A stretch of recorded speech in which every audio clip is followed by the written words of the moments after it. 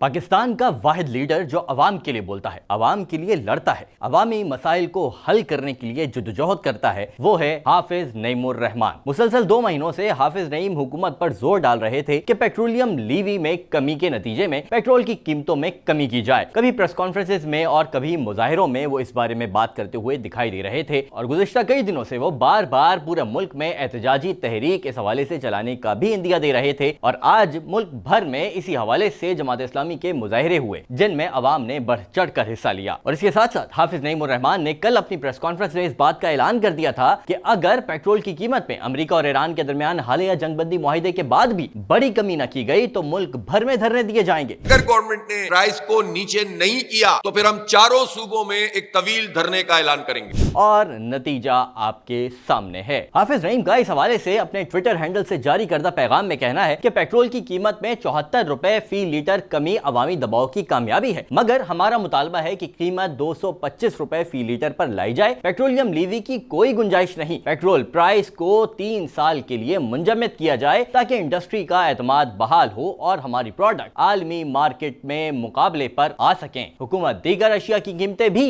28 फरवरी की सतह पर लाने के लिए इकदाम करे। आपको बताता चलूं कि ये कोई पहली बार नहीं कि हाफिज नईमुर रहमान और जमात इस्लामी ने जद्दोजहद और बड़ी अवामी तहरीकों के जरिए मसाइल को हल करवाने की कोशिश में कामयाबी हासिल की है। ज्यादा दूर नहीं जाते, महज 10 या 12 साल पीछे चलते हैं कि इलेक्ट्रिक के खिलाफ बड़ी एहतजाजी तहरीक के नतीजे में शहरियों को ओवर बिलिंग के बेकाबू जिन से निजात दिलवाई गई और के इलेक्ट्रिक के हवाले से सैकड़ों लोगों के मसाइल आज भी जमात इस्लामी कराची के दफ्तर में बने के इलेक्ट्रिक के सेल के जरिए हल किए जाते हैं। और इसके बाद बात करते हैं नादरा शनाख्ती कार्ड मसाइल की। अगर आपने या आपके किसी अजीज ने आज से कोई 10 या 12 साल पहले खुसूसन कराची में अपने या अपने अजीज व अकारिब के शनाख्ती कार्ड के हवाले से नादरा दफातर में धक्के खाए हों और वहां मिस मैनेजमेंट और अफसरान की फिरौनियत का सामना किया हो तो आपको याद होगा कि कराची के शहरियों को इन संगीन मसाइल से निजात दिलवाने में हाफिज नईमुर रहमान और जमात इस्लामी ने कलीदी किरदार अदा किया था और वो सिलसिला उनके कराची के हेडक्वार्टर में आज भी नादरा सेल के जरिए से जारी है। अब आते हैं कराची के बहरिया टाउन के हवाले से शहरियों को दरपेश मसाइल पे। जनाब, लोगों की जिंदगी भर की जमा पूंजियां दाव पर लग गई थी। बड़े बड़े सियासतदान उनका नाम सुनकर चुप साथ देते थे। उस वक्त हाफिज नईम और जमात इस्लामी ने बड़ी एहतजाजी तहरीक चलाई और पाकिस्तान के सबसे बड़े रियल एस्टेट टाइकून मलिक रियाज की जेब में फंसे लोगों के